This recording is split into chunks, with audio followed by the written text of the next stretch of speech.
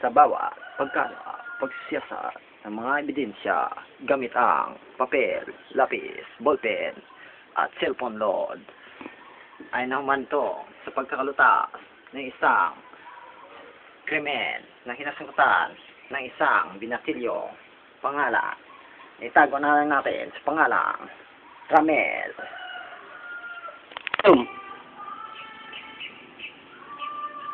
Nagsimula ang lahat ng isang inuman ng mababarkada. Itago natin sa mga pangalang Anton, Denton, Jody, at Pilong. Habang masayang nag-inuman ang mabarkada, ay biglang dumating ang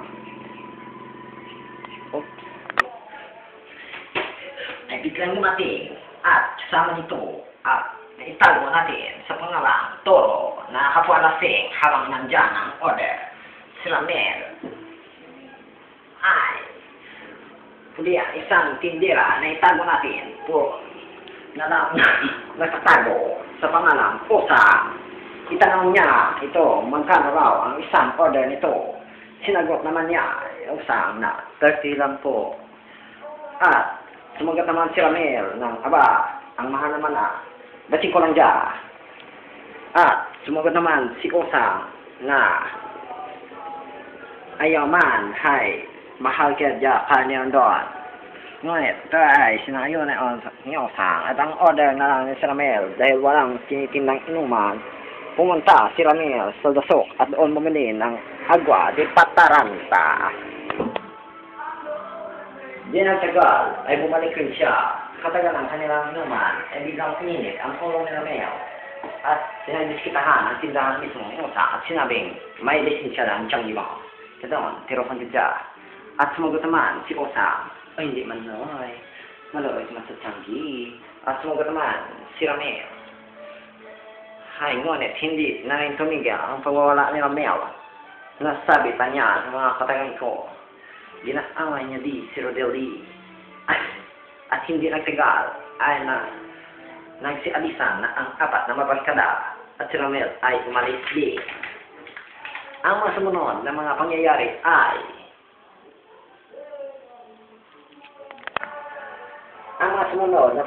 ay sinalaysay ng isang saksi mga lokang eksena ng gabing din yon. Ayaw magpakilala ng naturang saksi dahil wala naman daw bayad.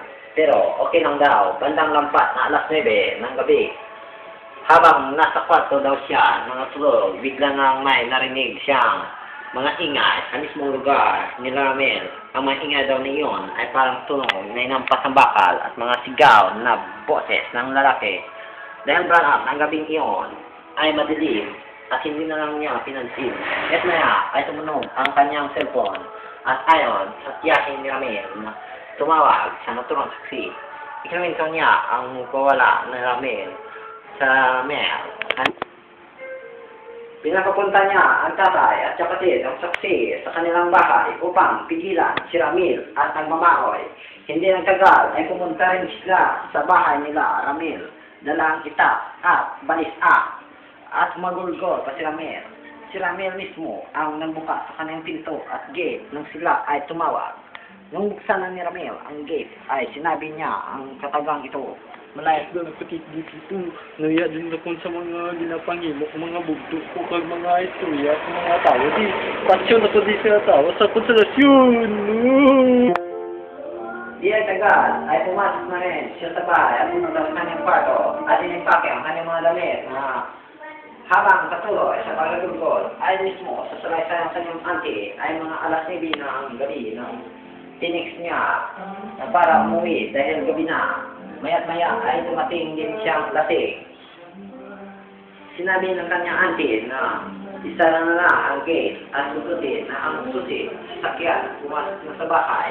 Habang na isara daw niya ang gate ay usgang-usgang daw ito ang uwi.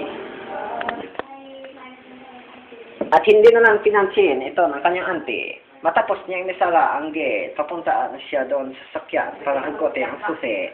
Ngunit biglang walang itong nag-usgang-usgang semento at sumagod. Sinabi daw niya ang mga salitang ito. Akigan ko na yan, pili ka dun. Padula ka na yabi. Sinabihan Yan raw siya. Yung kanyang kasambahay na itago na naman natin sa pangalang Ate Lids.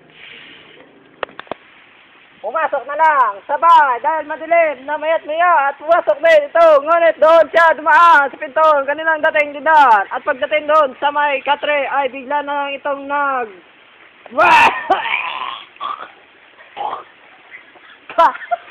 nagrabas pala siya. Kaya't maya ay makyat na siya sa loob ng papunta sa kanyang kwarto at bigla na itong kumagulgol. Ayun, nahulog ako. Tinanong siya ng kanyang auntie kung bakit siya umiyak. Ngunit hindi niya ito pinansin. Bigla na itong pumasok sa kanyang silid at dinampot ang kanyang mga gamit. Dinaan pa siya ni Ate Lids na mainit-init na tubig habang magulgol siya. Napangiti na lang si Ate Lids at sinabihan siya ni Ramil na anong ginakadakada mo?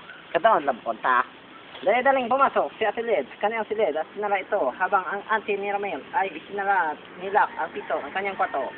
Ayan, sa kanyang auntie ay nanilisik daw ang kanyang mata ni Ramil na parang pinasaniban ng anik-anik na demonyo. At sinabi pa niya na ang mga salitang ito, kadon, panglabot mo. At hindi na lumabas ang kanilang mga kwarto, sina Lids at auntie ni Ramil. At yun ang salaysay ng kanyang auntie.